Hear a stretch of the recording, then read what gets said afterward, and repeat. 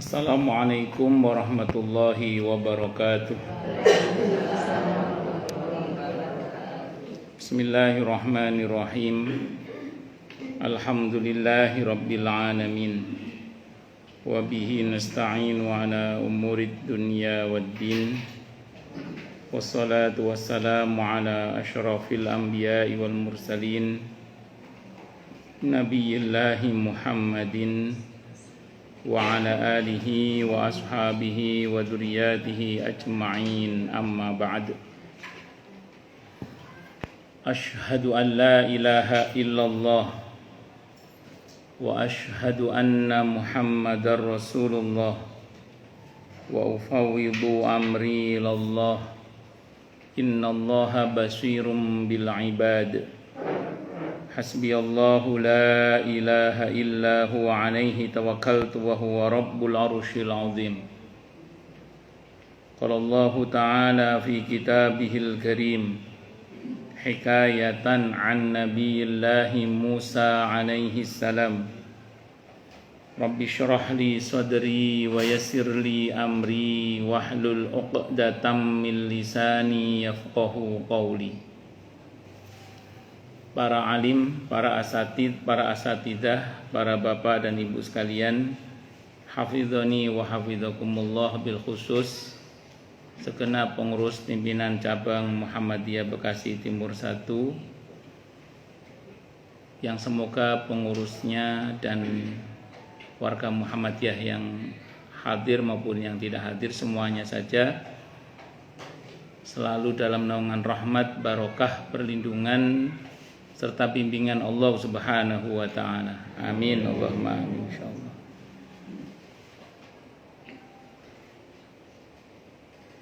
Kali ini insyaallah kita akan mencoba membahas tentang bulan Ramadan sebagai bulan tarbiyah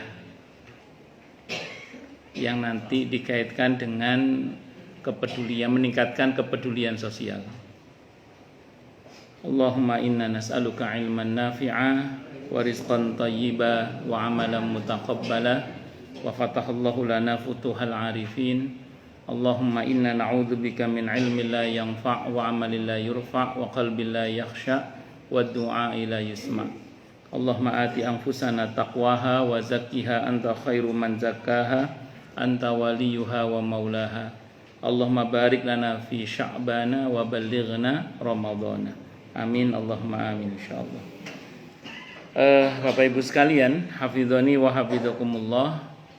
Tadi ayatnya sudah disampaikan oleh Bapak Haji Heri Karim, yaitu Al-Baqarah 183 niku nggih. Ya ayyuhalladzina amanu kutiba alaikumus syiyamu kama kutiba alal ladzina min qablikum la'allakum tattaqun. Jadi diawali dengan pemberitahuan akan perintah berpuasa, endingnya itu menjadi pribadi yang bertakwa. Itu cukup sebagai dalil bahwa memang Ramadan itu bulan tarbiyah, bulan pendidikan, kawah candra di muka, gitu ya, dimana kita digembleng selama 1 bulan penuh itu dengan harapan 1 Syawal nanti kita lulus sebagai alumnus terbaik Ramadan dengan gelar muttaqin, bahkan semoga lil muttaqina imamah. Amin Allahumma amin insyaallah. Tarbiyah di bulan Ramadan itu luar biasa. Tidak hanya tadi aspek ritual hablum minallah, tapi juga aspek sosialnya. Tidak hanya menggembleng kita untuk menjadi soleh secara ritual, tapi juga soleh secara sosial. Nah, kita yang itu insya Allah sulit kita temukan di luar bulan Ramadan. Sulit kita temukan di bulan Ramadan. Bukan tidak ada, sulit. Tapi pastinya bandingannya tidak ada ya. Tapi berusaha mengkondisikan seperti Ramadan, oke, mungkin. Tapi untuk sama rasanya nggak mungkin. Makanya manfaatkan betul yang sebulan itu sebagai sarana kita untuk dilatih guna menjadi pribadi yang bertakwa tadi itu. Kita mulai dari subuh saja misalnya. begitu adzan subuh itu kita sudah dilarang melakukan segala hal yang tadinya halal untuk kita, bahkan bukan hanya yang haram, bahkan yang halal pun kita dilarang melakukannya. Ya, makan, minum, sesuatu yang biasa kita makan, minum, berhubungan suami istri, itu kan sesuatu yang halal bagi kita. Tapi begitu subuh, itu kita dilarang. Dan kita taat itu. Sekalipun kita berada di satu tempat di mana nggak ada siapa-siapa kecuali kita dan Allah saja. Nggak berani kita itu makan, minum, bahkan berkumur, pura-pura ngelek itu juga nggak berani kita. Kenapa? Karena kita merasakan betul pengawasan Allah Subhanahu wa Ta'ala, sehingga kita nggak berani berkhianat itu. Walaupun tadi kumur-kumur sambil pura-pura ngelek, kan nggak ada yang tahu kecuali Allah dan kita saja. Itu menunjukkan bahwa kita itu dilatih sejak awal untuk tidak melakukan sesuatu dan atau tidak menghindari sesuatu kecuali semua berdasar perintah Allah Subhanahu wa Ta'ala. Itu kan agar kita nanti ke depannya terlatih betul bahwa kenapa kamu begini? Ya ini karena perintah Allah. Kenapa kamu tidak begitu? Ya ini larangan dari Allah. Kita akan terbiasa begitu nantinya itu. Kenapa begini, kenapa begitu? Karena ini perintah Allah, karena ini larangan dari Allah. Semua pertimbangannya begitu. Ngomong saomong, tindakan apapun, pertanyaannya ini perintah Allah Pak? Enggak. Ini Allah perintahkan apa tidak? Allah melarang apa tidak? Itu begitu pertimbangannya. Sehingga harapannya kita itu terlatih dalam ketaatan selalu. Itu subuh ya. Terus nanti kita di persubuh itu kita puasa selama, untuk Indonesia rata-rata 13 jam. Kita berpuasa menghindari hal-hal yang dapat membatalkan puasa dengan penuh kesabaran. Di situ kita dilatih untuk bersabar. Bersabar itu seperti bersabarnya orang puasa gitu loh, Bu. Pak. Jadi bersabar seperti bersabarnya orang yang berpuasa. Kenapa kita bisa bersabar? Karena kita tahu maghrib pasti tiba. Jadi kalau kita bersabar itu, bersabarlah seperti bersabarnya orang yang berpuasa. Karena kita yakin maghrib pasti tiba. Maghribnya gak jelas kan, buatan kuat kapan maghrib. Tapi karena kita tahu maghrib pasti tiba, makanya kita mau sabar. Tenang, wong poso mesti ono bukone. Wong poso mesti ono riyayane, kan ngoten nggih monggo Mas. Orang puasa itu mesti ada berbukanya. Orang berpuasa itu mesti ada hari rayanya. Itu kita yakini itu. Kenapa kita mentaati puasa sebulan penuh? Karena kita tahu Idul Fitri pasti datang. Maka ketika kita diuji dalam kehidupan sehari-hari yang kayak nggak kunjung selesai gitu, pakai teorinya orang puasa ini. Kenapa kok ibu tetap bersabar? Ya karena saya yakin hasil dari kesabaran ini pasti akan Allah berikan. Karena buah dari kesabaran itu manis. Buah dari kesabaran itu adalah indah, fasabrun jamil. Dan kita yakin itu pasti akan Allah berikan itu. Kapan? Wallahu a'lam. Tapi kita harus sabar memang. Tapi dengan keyakinan penuh bahwa buah dari kesabaran pasti akan kita nikmati. Yes. Di samping seharian penuh itu juga kita dilatih untuk berlaku jujur. Tadi sudah dikutip oleh Pak Heri Karim. Itu ibadah selain puasa, rata-rata orang tahu dia sedang beribadah atau tidak. Sholat kelihatan, oh dia sholat, ada gerakannya. Zakat kelihatan, ada bentuk berbaginya. Haji umroh apalagi, belum berangkat aja mau sak kecamatan ruah be. Kalau di kampung di kota sih enggak, kalau di kampung biasanya.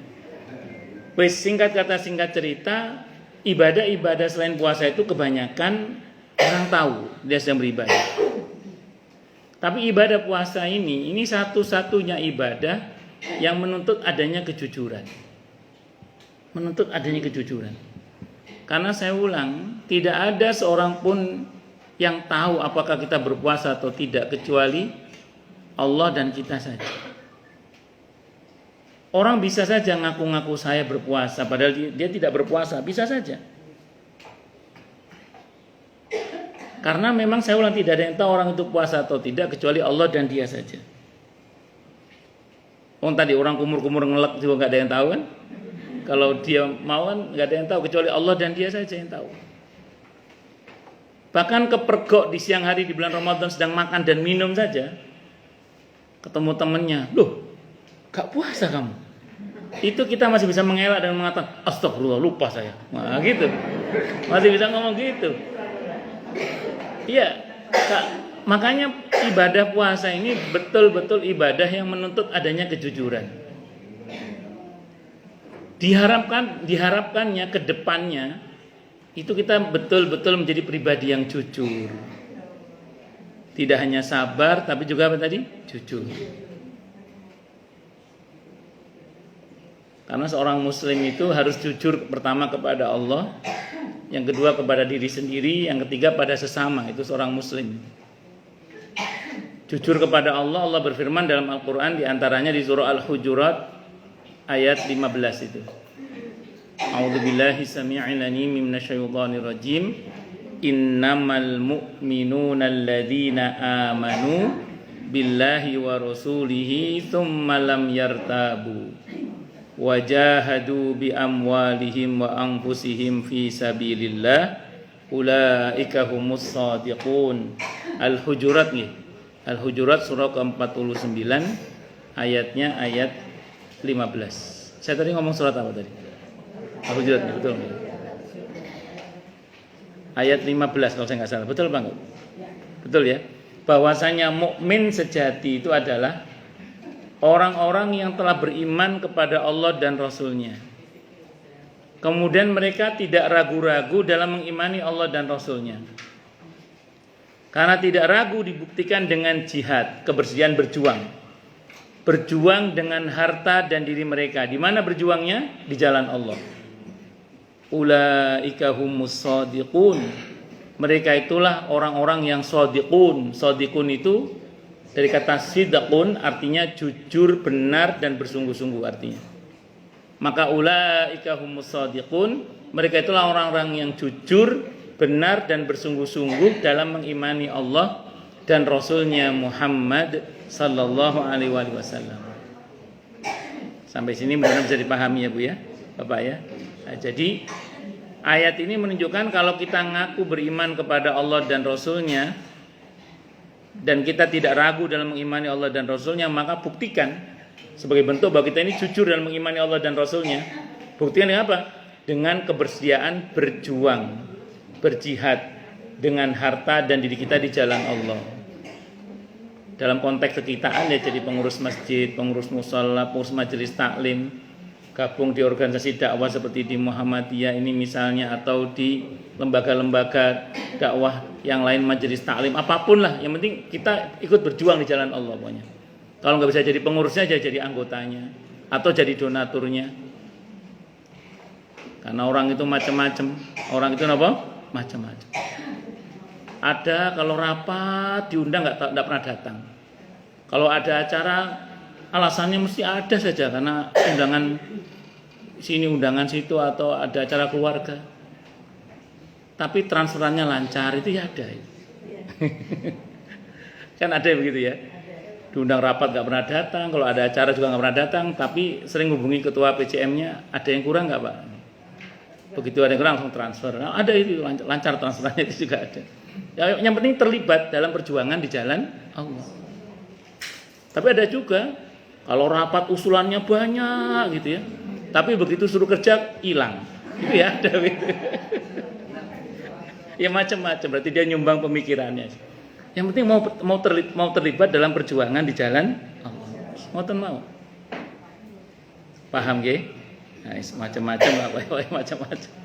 Pun, jadi singkat kata, singkat cerita, kalau kita mengaku jujur dalam mengimani Allah, kalau kita jujur dalam mengimani Allah dan Rasulnya, maka buktikan dengan mau melibatkan diri kita dan harta kita dalam perjuangan di jalan Allah. Ya tentu semampunya. Satu. Yang kedua harus jujur pada diri sendiri. Ada dalam hadis Bukhari, Ammar ibn Yasir radhiyallahu an, beliau ahadul asyaratil masyhudi lahum bil jannah. Satu dari 10 sahabat Nabi yang dijamin masuk surga semasa hidupnya. Beliau mengatakan salasun man jama'ahunna faqad jama'al iman, kata beliau. Ada 3 hal yang siapapun berhasil menghimpun ketiganya dalam dirinya, maka sempurnalah imannya. Apa 3 hal itu? Yang pertama, al-insafu min nafsih. Sanggup berlaku tengah, adil, jujur, yang itu timbul dari dirinya sendiri. Maksudnya jujur pada diri sendiri. Yang kedua, wal infaqu minal iftiqar. Yang kedua, wa badru salam lil alam, menebar salam ke seluruh alam. Yang ketiga, wal infaqu minal iftiqar, mendermakan, maaf kalau di hadisnya wal infaqu minal iqtari, maaf, berinfak padahal dia sendiri dalam keadaan sulit. Tapi saya baca dalam syarahnya wal infaqu minal iftiqar, mendermakan apa yang menjadi kebutuhan orang lain. Jadi kalau kita ingin iman kita sempurna, itu kalau kata Ammar bin Yasir radhiyallahu anhu, satu harus jujur pada diri sendiri. Itu yang pertama. Jujur pada diri sendiri itu kita buktikan dengan apa? Misalnya tidak malu berkata maaf, saya salah, insya Allah saya akan perbaiki, saya akan bertanggung jawab. Oh, itu jujur pada diri sendiri. Di saat ada banyak orang yang mungkin salah, nggak ngerasa salah, celakanya malah merasa benar. Na'udzubillah ya. Nah, kalau bahasa Al-Qur'annya gimana itu? Wa idza qila lahum la tufsidu fil ardi qalu innama nahnu muslihun. Ala innahum humul mufsiduna walakin la yash'urun. Dan apabila dikatakan kepada mereka jangan berbuat kerusakan, apa kata mereka? Enggak kok, kita berbuat perbaikan. Ketahuilah, kata Allah, mereka itu yang berbuat kerusakan tapi enggak ngerasa salah, enggak merasa salah, celakanya merasa benar. Orang seperti ini, kata Hasan Al-Basri rahimahullah, iblis saweneng banget. Bukan cuma seneng, saweneng. Kenapa kok saweneng? Ya karena orang seperti ini sulit, pakai dal, sulit diharapkan tobatnya kepada Allah. Gimana tobat? Wong dia salah, nggak ngerasa salah, celakanya merasa apa? Benar. Karena dia nggak jujur pada diri sendiri. Orang jujur pada diri sendiri itu tidak malu berkata, maaf saya tidak tahu, saya belum tahu, saya belum belajar. Nanti saya tak belajar dulu, saya belum tahu. Tidak malu mengakui ketidaktahuannya itu. Imam Bukhari ditanya oleh teman-temannya yang sekelas sekelas ngaji kepada Imam Ahmad, gurunya kan Imam Ahmad bin Hanbal rahimahullah. Itu ditanya oleh teman-temannya, Bukhari, kamu tahu hadis ini enggak? Kan beliau dikenal sebagai rajanya ahli hadis kan? Kata Imam Bukhari, tidak malu beliau berkata, saya tidak tahu, kata Imam Bukhari. Rajanya ahli hadis ditanya hadis, tidak malu berkata, saya tidak tahu. Terus kemudian murid-muridnya Imam Ahmad ini senang datang ke Imam Ahmad. Ya Imam Ahmad, Bukhari kami tanya satu hadis, dia bilang tidak tahu, katanya. Berarti dia ada nggak taunya ya Imam Ahmad. Kata Imam Ahmad, setiap hadis yang disampaikan kepada Bukhari dan Bukhari berkata tidak tahu, berarti bukan hadis, kata Imam Ahmad. Kata Imam Ahmad belani muridnya itu maksudnya. Setiap hadis yang disampaikan kepada Imam Bukhari dan Bukhari bilang tidak tahu, berarti bukan hadis. Itu kata Imam Ahmad belain muridnya. Tapi paling enggak Imam Bukhari sudah berani jujur pada diri sendiri. Tidak malu berkata saya tidak tahu.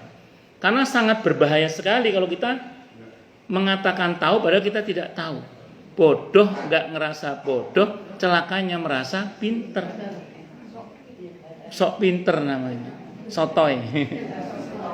Itu Quran mengatakan ketika menceritakan orang munafik apa kata Allah, wa idza qila lahum aminu kama amanan nas wa qalu anu'minu kama amanas sufaha ala innahum humus sufaha walakin la ya'lamun. Dan apabila dikatakan pada mereka berimanlah sebagaimana manusia beriman, apa jawabannya? Apa kami akan beriman sebagaimana orang-orang bodoh itu beriman? Kata Allah, ketahuilah mereka itulah yang bodoh, tapi tidak tahu kalau dirinya itu bodoh. Bodoh enggak ngerasa bodoh, celakanya merasa pinter. Kalau kata Ibnu Taimiyah namanya jahlun murakkab, goblok kuadrat, orang seperti itu. Bahasa Jawanya pekok itu namanya. Allahu Akbar.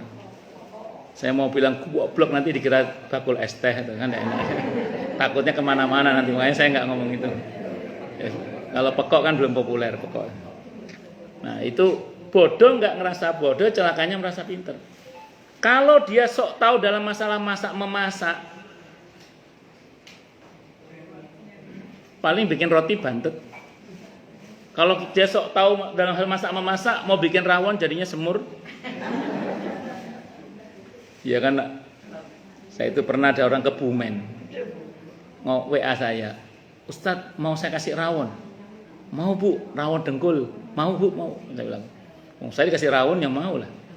Orang Kebumen ngasih rawon orang Jawa Timur, bu. Bayangkan, kebayang ya. Kebayang. Kalau Bu Ida Lutfaida Kusno kan akeh tepake lah. Dikirim ke rumah bu. Kata istri saya, Mas, iki duduk rawon Mas, bukan rawon ini. Apa dek? Semur iki. Ya untungnya masih enak, alhamdulillah. Untungnya apa? Enak. Itu bayangkan orang Kebumen pede ngasih rawon orang Jawa Timur. Tapi untungnya masih enak itu. Artinya salah pun masih enak, nggih. Sok tahu pun masih apa? Enak. Ada orang itu sok tahu dalam masalah elektronik paling nggih kesetrum atau konslet kan gitu nggih.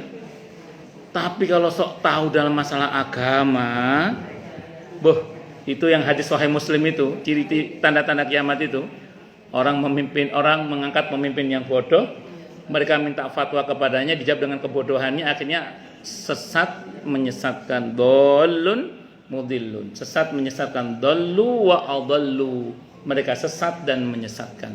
Na'udzubillahi min syarri dzalik. Pertaruhannya neraka.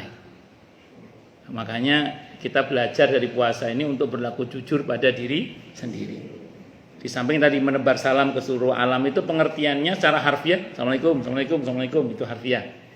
Secara umum maknanya adalah seorang muslim itu dimanapun dia berada, idealnya ya dia bermanfaat untuk dirinya dan orang lain.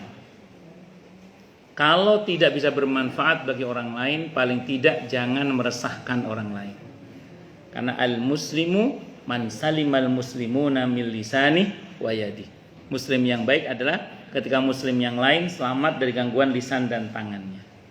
Oke, itu yang kedua. Yang ketiga, yang ketiga, wal infaqu minal iqtari, yang kalau saya baca di syarahnya, minal iftiqari, mendermakan apa yang menjadi kebutuhan orang lain.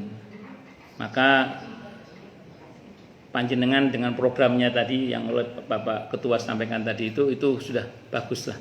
Di mana spirit Muhammad itu tidak hanya memperbaiki hubungan dengan Allah, tapi juga memperbaiki hubungan dengan sama. Dan Ramadan ini ada dua ibadah khas Ramadan yang hukumnya wajib. Kalau yang sunnah banyak ya, tapi yang wajib itu ada dua di bulan Ramadan ini. Khasnya Ramadan maksud saya, karena di luar bulan Ramadan tidak ada itu. Yang pertama saum, yang hukumnya wajib terkait dengan saum itu di bulan Ramadan. Kalaupun di luar Ramadan ada puasa wajib itu kafarat atau nadar ya, itu saja. Tapi yang wajib intinya kalau yang rutin selain nadar dan kafar dan nadar kan kalau ada kasus ya, kalau nggak ada kasus berarti kan hanya di bulan Ramadan. Yang wajib itu puasa. Di luar bulan Ramadan sunnah puasa itu, kecuali yang qadha itu berarti tetap qadha Ramadan. Satu, yang kedua zakatul fitri. Zakatul fitri itu khasnya Ramadan. Kalau zakatul mal bisa di luar bulan Ramadan, bisa di dalam bulan Ramadan. Tapi kalau zakatul fitri itu khasnya Ramadan. Nggih, monggo Bu. Tadi yang ngasih kopi saya siapa? Bukan Ibu itu, bukan. Ibu siapa yang ngasih? Oh, jenengan nggih. Masya Allah. Jadi gini, ini sambil contoh nggih.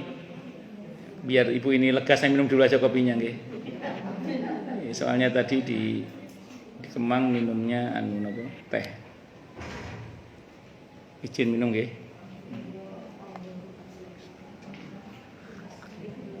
Mumpung masih hangat juga, masih hangat.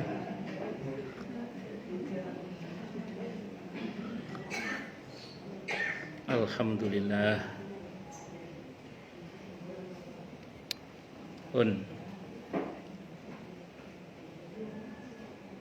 Sampai mana tadi? Oh, zakatul fitri. Kalau ada orang meninggal tanggal 1 Ramadan, ada orang meninggal 1 Ramadan, maghrib Ramadan, awal Ramadan maghrib itu mati dia, meninggal dia. Itu di fikih wajib dikeluarkan zakatul fitri. Karena dia meninggal masuk bulan Ramadan. Ada bayi lahir asar terakhir bulan Ramadan, wajib dikeluarkan zakatul fitrinya.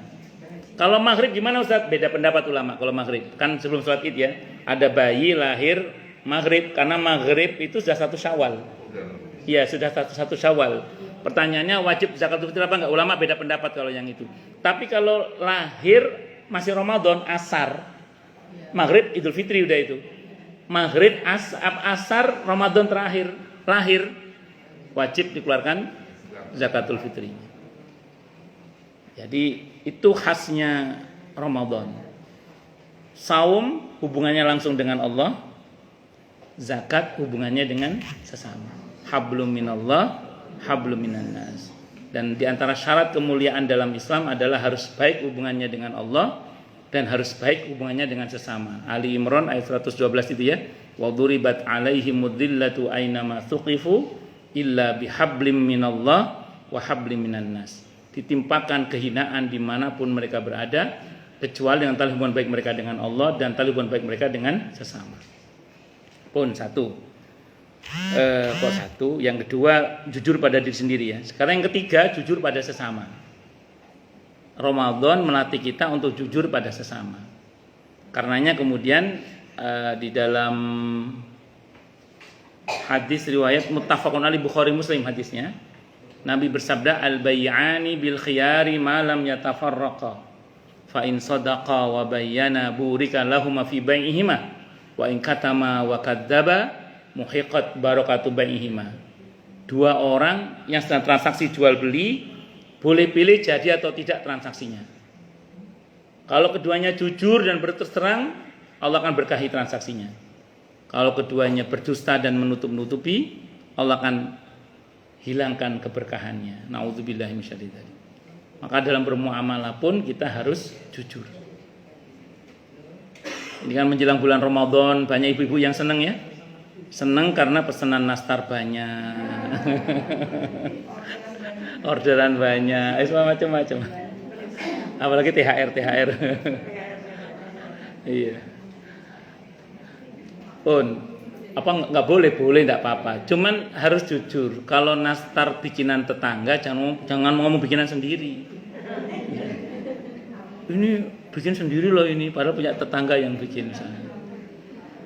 Atau bikinan bulut Faidah Kusno terus dibilang ini bikinan saya sendiri loh. Nggak ngomong aja, ini saya nggak bikin, saya ngambil dari teman saya gitu. Ada orang nawar barang kita, apa jawabannya? Ini belum boleh. Masa nggak boleh? Iya, modalnya aja belum dapat, padahal dapat. Hati-hati itu.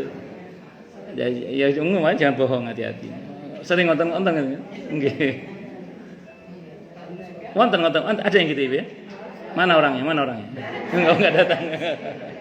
Nggih pun bercanda.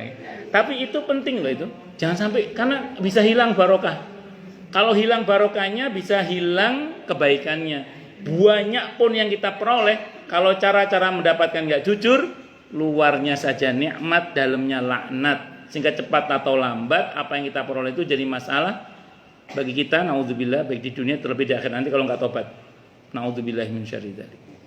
Harus jujur nggih. Ramadan melatih kita untuk jujur. Itu seharian itu kita dilatih untuk sabar. Seharian itu kita dilatih untuk jujur. Bahkan sabar kita tidak hanya terkait dengan hal-hal yang dapat membatalkan puasa, termasuk hal-hal yang dapat merusak pahala puasa. Maka pandangan mata kita kendalikan, mulut kita kendalikan, kuping kita kendalikan, tangan dan kaki kita juga kita kendalikan. Semua terbingkai dalam bentuk pengendalian diri, dan itu tarbiyah yang sangat luar biasa. Harapannya kedepannya nanti kita juga menjadi pribadi yang terlatih untuk biasa mengendalikan diri tadi itu. Apalagi makna puasa itu dari kata soma yasum musoman ay al imsak, menahan diri. Karena kita harus bisa menahan diri. Apalagi latihannya bahkan yang halal pun kita hindari, seolah kita tahan dari melakukannya karena belum ada perintah. Seolah-olah Allah mau mengatakan kalau yang haram saja bisa kamu menahan diri, masuk yang haram tidak bisa, kira-kira gitu. Maka tarbiyah Ramadan itu melatih kita tentunya lebih cekatan, lebih cakap, lebih sigap dalam menghindari yang haram. Kenapa? Karena yang halal aja kita dilatih berhasil kok, masuk yang haram gak berhasil. Itu seperti itu. Pun lanjut nggih. Begitu masuk maghrib, menjelang maghrib, kurang 1 menit itu. Makanan sudah terhidang, minuman sudah terhidang. Itu kita nggak berani menyentuh untuk memakannya. Betul nggih? Udah kurang 1 menit. Kenapa? Karena prinsip ketaatan tadi itu. Kita tidak makan kecuali sudah diperintah oleh Allah. Saya ulang, itu menjadi refleksi ke depannya bagaimana kita itu tidak akan berkata-kata kecuali memang ini selaras dengan perintah Allah. Kita tidak akan menghindari sesuatu kecuali karena itu memang ada larangan Allah di dalamnya. Terus begitu, latihannya begitu. Bisa dimengerti ya? Nah, ini kita latih terus. Allahu Akbar. Dan berkaitan dengan berbuka itu ada hal yang menarik. Saya nggak tahu jenengan masih ngalamin apa mboten nggih. Kula pun tuwek ngeten ya dapat tempat yang ngalami pisan. Tuwekan jenengan ketok nggih. Tapi dulu ngalami nggak ya? Ketika kita masih ABG lah ya. Begitu menjelang maghrib itu di otak kita itu wah, nggih. Gorengan, es cendol, es teler, es teh, malih ayam bakar, wah sembarang kalir, Itu kalau kita turuti semua itu, anggaplah kita berduit, wes, kepengin apa di sini dipenuhi meja makan kita dengan semua itu. Begitu dur maghrib, kita makan kolaknya yang sesendok itu langsung buyar semuanya, ngoten nggih? Langsung wis gak kepengin maneh. Itulah nafsu. Itulah apa? Nafsu itu gitu itu. Wah, pengennya sutiyam, sutini, sutinah, wah sembarang kali. Pengennya. Tapi kita dilatih untuk bisa menahan diri. Allahu Akbar. Kita dilatih untuk apa? Bisa menahan diri. Karena nafsu itu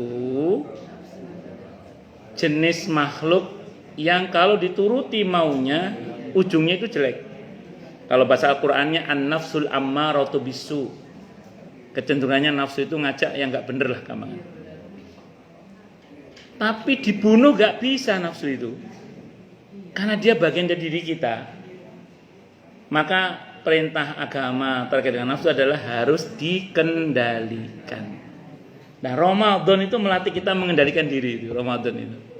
Di Ramadan melatih kita untuk apa? Mengendalikan diri. Allahu Akbar. Itu maghrib. Nanti kita dilatih salat maghrib normal ya, maghrib, isya. Ini nun saya nggih, maghrib ini penting loh nggih. Karena kadang ada orang ngadain acara bukber, buka puasa bersama, iftar jama'i, keasikan ngobrol sama temen, lali salat maghrib atau salat maghribnya mepet ke isya. Bagi laki-laki kadang lupa nggak jamaah misalnya. Niku kalau orang Jawa bilang nguber uceng kelangan delek gitu namanya. Ngejar ikan kecil kehilangan ikan besar. Sibuk dengan yang utama melupakan yang lebih utama. Monggo enggak apa-apa bukber itu silakan. Ada dalilnya. Kan ada orang yang seolah-olah tidak mau mengadakan acara buka puasa bersama. Jangan, adakan aja enggak apa-apa. Kalau ada dananya maksud saya gitu ya. Silakan aja karena ada hadis yang sahih riwayat Abu Ya'la, Nabi bersabda kama qala ahabbu ta'ami ilallahi kasratul aid. Jadi makanan yang paling Allah cintai itu adalah makanan yang dimakan dengan tangan banyak, maksudnya makan bareng. Ya, jadi mengundang teman walimah itu hal yang disukai dalam agama. Tapi jangan sampai kita sibuk dengan yang utama, melupakan yang lebih utama. Paham ya? Nah, monggo enggak apa-apa. Itu seperti itu. Padahal teman-teman tuh sangat rajinnya bukber. Ahad pertama bukber dengan alumni SD. Nanti alumni SMP. kan ente Google. Pun lanjut. Nanti sholat isya. Nah, setelah sholat isya ini ada hal yang nggak biasa, yang mungkin tidak semua orang rutin tiap malam sholat malam. Tapi di bulan Ramadan kita dilatih setiap malam untuk sholat malam. Qiyam Ramadan, nama khususnya tarawih atau Qiyam Ramadan plus witirnya. Allahu Akbar. Ya, jadi singkat kata ini hal yang mungkin kalau di bulan Ramadan kita nggak semuanya tiap malam. Tapi kalau di bulan Ramadan, alhamdulillah, masya Allah, kita dilatih nopo tiap malam. Pun. Nah, setelah itu ada sahur. Kita dilatih untuk sahur. Lagi-lagi batasnya sampai fajar shadiq menyingsing, terbit. Artinya apa? Kita sangat disiplin. Begitu waktu subuh, bahkan sebelum subuh, bahkan kita udah persiapan untuk selesai sudah. Kalau di kita ada waktu imsakiyah, walaupun waktu imsakiyah itu adalah waktu yang kita masih boleh makan dan minum, hanya saja itu udah mulai peringatan agar jangan sampai kita kebablas. Itu seperti itu. Walaupun masih boleh, tapi itu jangan sampai kebablas. Makanya itu waktu antisipasi namanya. Waktu antisipasi. Nah, singkat kata singkat cerita, itulah tarbiyah Ramadan yang dari subuh hingga subuh selanjutnya kita betul-betul dididik oleh Allah Subhanahu wa taala. Ini baru yang sifatnya harian ya. Belum lagi nanti kalau kita bicara tadarus Al-Qur'annya. Belum kalau kita bicara target khatmul Qur'annya. Belum lagi kalau nanti kita yang lain-lain. Banyak sekali. Itu Ramadan sebagai bulan tarbiyah. Nah, menyambut bulan Ramadan dengan meningkatkan kepedulian sosial ini juga penting untuk kita garis bawahi. Karena kalau menyambut berarti kan belum Ramadan ya. Kalau sudah Ramadan kan beda. Tadi sudah Ramadan sebagai bulan tarbiyah. Ini menyambut bulan Ramadan dengan meningkatkan kepedulian sosial. Saya cuma mau ngomong gini aja.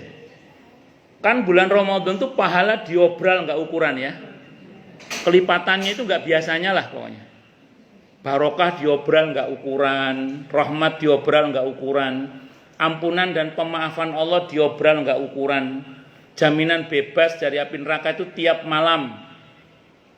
Itu diobral nggak ukuran. Kalau ibarat ada obralan itu, kita berebut ngambil gratisan itu. Kalau kita hanya pakai badan kita sendiri saja, kira-kira banyak nggak yang kita peroleh? Sedikit. Karena badan kita ini kadang ada mual-mualnya, muales-mualesnya, gitu. Kadang ada sakit-sakitnya. Kadang ada capek-capeknya, kadang ada ngantuk-ngantuknya, kadang yang ngantukan barang, yaitu kadang ada ya namanya manusia, ngoten nggih. Jadi kalau kita menjaring, mengambil kemuliaan Ramadan yang penuh dengan barokah, rahmat, pahala, ampunan, pemaafan, pembebasan dari api neraka yang tiap malam itu, setiap saat ada jaminan kebaikan yang kelipatannya nggak ukuran pokoknya. Itu kalau kita meraih semua itu hanya pakai badan kita yang satu ini, kok rasanya nggak banyak yang bisa kita peroleh. Tapi akan berbeda kalau kemudian kita membantu banyak orang untuk beribadah kepada Allah pada bulan Ramadan itu. Yang kita harapkan dengan bantuan kita ketika dia beribadah di bulan Ramadan itu, kita dapat bagian pahala yang sama dengan mereka. An-Nisa ayat 85. May yashfa' syafa'atan hasanatan yakul lahu nasibum minha. Siapa yang memberikan pertolongan yang baik, maka dia akan dapat pahala yang sama dengan pertolongan tersebut atau dengan yang ditolong tersebut. Artinya, maaf, kan ada banyak orang itu, nun saya nggih, kadang berbagi sembako, berbagi baju koko, sarung dan macam-macam itu menjelang Idul Fitri, betul nggih? Salah apa? Benar itu, benar. Teruskan. Tidak salah, benar teruskan. Cuman kalau ibu berbaginya menjelang Idul Fitri itu dipakainya setelah Ramadan. Maka usahakan, saya tidak mengharuskan deh, usahakan ada agenda. Berbagi sembako atau baju koko atau sarung atau mukena menjelang bulan Ramadan, besar harapannya yang kita bantukan itu dipakai untuk mentenagai atau dipakai untuk beribadah di bulan Ramadan. Sehingga setiap kali dia beribadah kepada Allah, kita dapat bagian pahala yang sama dengan mereka. An-Nisa ayat 85. Allahu Akbar. Bisa dipahami nggih? Itu seperti itu. Ini tidak hanya jenengan, saya pun juga punya kepentingan beramal itu. Jangan terus paling Pak Ustadz minta sembako sekarang. Enggak. Enggak. Saya pun juga punya kepentingan membantu sebelum Ramadan. Saya juga butuh pahala juga kan. Saya butuh rahmat Allah, saya butuh ridho Allah juga sama. Ngoten. Allahu Akbar. Paham ya? Nah, ini tapi biasanya ada jamaah yang setengah protes ke saya. Itu Ustadz, kalau kita bagi sebelum Ramadan nanti Idul Fitri minta lagi Ustadz ditanya. Ya enggak apa-apa, kasih lagi kalau ada. Nah, cuman di sini kadang maaf nggih ada beberapa yang nanya ke saya, Ustadz, contohnya kok duit sih, kan enggak semua orang punya duit. Apalagi beberapa pensiunan nggih. Misalnya. Piye Ustadz ini bagaimana ini Ustadz ini? Saya jawab gini. Gampang, yang enggak punya duit kasih tahu yang punya duit. Nah, ngoten caranya. Yang enggak punya duit kasih tahu yang punya duit. Kan jangan punya anak, punya cucu yang udah kerja, yang sudah mapan ekonominya. Colek, cung, nak, duk, itu loh. Bantu fuqara masakin. Mau Ramadan ini, tuh bantu merbuat apa imam masjid itu. Ya, itu nyumbang untuk buka puasa untuk. Nah, semua aksi sosial kita itu kalau nanti dipakai di bulan Ramadan, maka kita akan dapat pahala yang sama dengan mereka yang kita bantu itu. Jaminannya Allah langsung tadi di surah An-Nisa ayat 80 berapa? 5 itu. Nah, kalau memberitahu, hadisnya Sahih Muslim. Siapa yang beritahu kebaikan, maka dia akan dapat pahala yang sama dengan yang diberitahu itu. Paham nggih? Nah, ini bulan kepedulian apa? Sosial. Nah, syukur-syukur kita bisa berbuat lebih banyak lagi. Mudah-mudahan Allah berkahi kita semua. Baik, silakan yang mau tanya, protes, marah boleh silakan. Masalah atau masalah yang lain boleh kalau ada. Baik, terima kasih Pak Ustaz. Itu jam lebih 10 menit Pak Ustaz. Kita masih ada waktu Bapak Ibu untuk pertanyaan 10 menit lagi. Silakan Pak Bibin, silakan.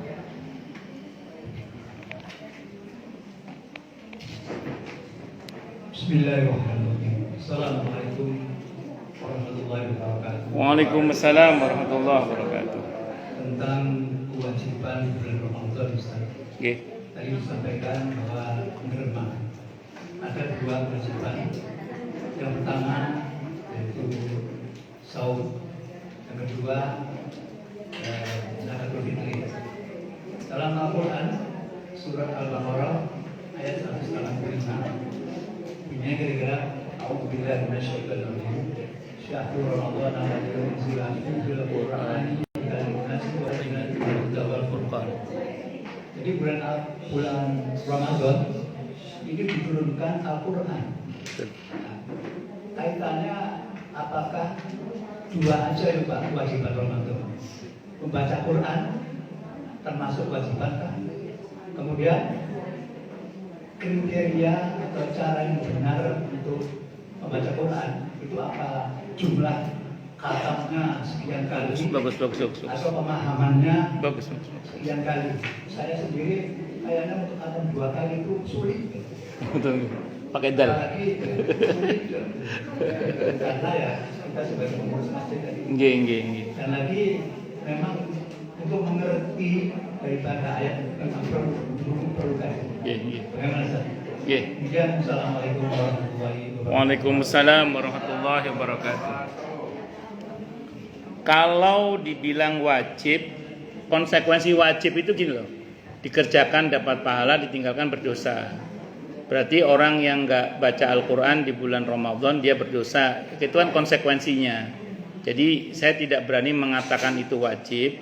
Namun ini kan karena hari ini kan temanya bukan Ramadan bulan Al-Quran. Kalau temanya Ramadan bulan Al-Quran juga saya kupas sih. Ngoten nggih. Iya betul, memang Ramadan adalah bulan Al-Quran.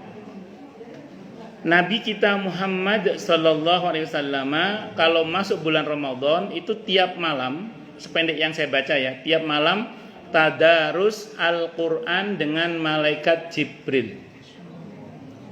Tadarus itu berarti malaikat Jibril yang baca, Nabi yang menyimak, Nabi yang baca, malaikat Jibril yang nyimak. Nah, di kita banyak begitu ya, tadarus, tapi kita tidak dengan malaikat Jibril. Kita dengan sesama itu. Dan itu benar. Jadi sebenarnya Pak Haji Bibit, kalau kita melihat kebiasaan Nabi di bulan Ramadan terkait Al-Quran, diantaranya adalah tadarus. Tadarus. Nah, sependek yang saya baca ya, para ulama-ulama kita terdahulu kalau masuk bulan Ramadan, Imam Malik misalnya, majelis hadisnya tutup, diganti majelis Al-Quran, mengkaji Al-Quran. Berarti ada makna kajian juga itu Pak. Beberapa ulama fikih tutup kajian fikihnya, diganti dengan kajian Al-Quran. Itu kalau masuk bulan Ramadan. Jadi begitu masuk bulan Ramadan, kajian fikihnya, kajian hadisnya, kajian akidahnya ditutup, diganti kajian Al-Quran. Itu saking memuliakannya Al-Quran. Jadi kalau kita melihat dari apa yang biasa Nabi lakukan dan tradisi para salafus soleh, berarti satu, tadarus Al-Quran, yang kedua mengkaji isi Al-Quran. Nah, kalau ini kita pahami, berarti gini caranya.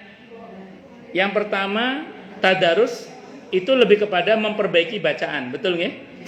Nah, yang kedua, kalau ngaji tafsirnya itu lebih kepada pemahamannya.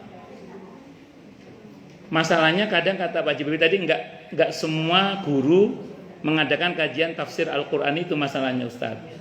Maka jawaban sederhana aja, gini aja deh. Kalau saya pribadi sering nyarankan ke jamaah gini, Ramadan ini targetkan aja, pokoknya Ramadan ini saya harus paham tafsir surah Al-Baqarah misalnya gitu, ayat 1 sampai 100 misalnya gitu nggih. Udah baca tafsir Ibnu Katsir, atau baca tafsir Jalalain, atau tafsir Al-Manar, atau tafsir yang lain-lain ya, monggo yang jenengan mau lah. Itu setelah itu, atau tafsir Al-Munir, atau monggo lah nopo sing, atau At-Tabari, atau yang lain nopo Al-Qurtubi, terserah jenengan. Itu nanti setelah itu kalau ada yang muskil, tanyakan kepada ahlinya. Kalau masalah agama itu kalau ada yang iskal, yang sulit, jangan dipecahkan sendiri, bahaya. Takutnya setan ikut nimbrung. Kalau ada yang muskil, tanyakan kepada ahlinya. Nah, ngoten caranya ya. Adapun target khatmul Quran tidak ada masalah. Karena dulu Imam Malik sama Imam Syafi'i itu kalau masuk bulan Ramadan sehari khatmul Quran sekali, semalam juga khatmul Quran sekali. Karena Al-Qurannya udah ngewes. Qurannya udah di dalam kepala. Kalau kita kan Qurannya masih di luar kepala. Kalau beliau di dalam kepala, di dalam dada sudah Qurannya itu. Ngaten nggih Pak Haji Bibit ya. Wallahu a'lam bishawab. Nggih. Terima kasih Pak Ustaz. Oke, silakan.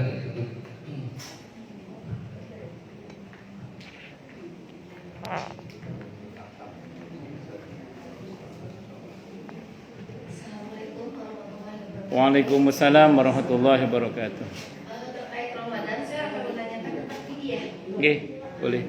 Fidyah untuk lansia. Di sini saya ingin bertanya, apakah fidyah itu dibayarkan saat kita zakat di dalam bulan Ramadan atau sesudah Ramadan? Yang kedua, jika yang bersangkutan yang akan saya bayarkan fidyah itu meninggal dunia setelah Ramadan, kemudian fidyahnya belum dibayarkan, apakah itu wajib kita bayarkan atau gugur? Mungkin hanya itu Pak Ustaz. Baik. Assalamualaikum warahmatullahi wabarakatuh. Waalaikumsalam warahmatullahi wabarakatuh. Lansia itu masuk dalam ayat wa 'alal ladzina yutiqunahu fidyatun ta'amu miskin. Bagi orang yang tidak mampu untuk berpuasa, termasuk di hari yang lain karena tua atau sakit menaun yang gak jelas kapan sembuhnya, maka cukup dengan membayar fidyah berupa ngasih makan satu orang miskin. Nah, kenapa? Sekali makan, mau 3 kali lebih baik. Sekali makan cukup. Nah, 3 kali makan lebih baik. Saya mau terangkan dulu gini, Bu. Idealnya fidyah itu berupa makanan pokok satu negeri. Kalau di Arab sana kurma, gandum dan sejenisnya. Kalau kita ya beras. Ustadz, kalau pakai makanan matang boleh apa tidak? Begini ya, ini rumus dulu, ini rumus. Kalau makanan di Arab sana kan kurma sama roti gandum misalnya gitu ya, matangnya kan roti gandum atau apa. Kurma itu andekan dikasih ke fuqara masakin nggak dimakan hari itu, bisa dimakan sampai bulan depan, karena kurma itu kuat. Roti tidak dimakan hari ini bisa besok atau sampai 3 hari masih bisa, karena roti itu kuat kan, roti itu kuat, jadi bisa kuat sampai beberapa hari. Kalau kita ngirim nasi padang atau nasi warteg ke fuqara masakin, pas sampai di rumah masakinnya, orang miskinnya itu ternyata sudah makan, kenyang dia, usak mangan kok bengiai, ternyata malam basi, nggak kemakan akhirnya. Makanya saran saya, walaupun boleh ngasih makanan matang, tapi pastikan segera dimakan. Daripada ada kemungkinan basi, saran saya ngasih beras. Beras 1 mut.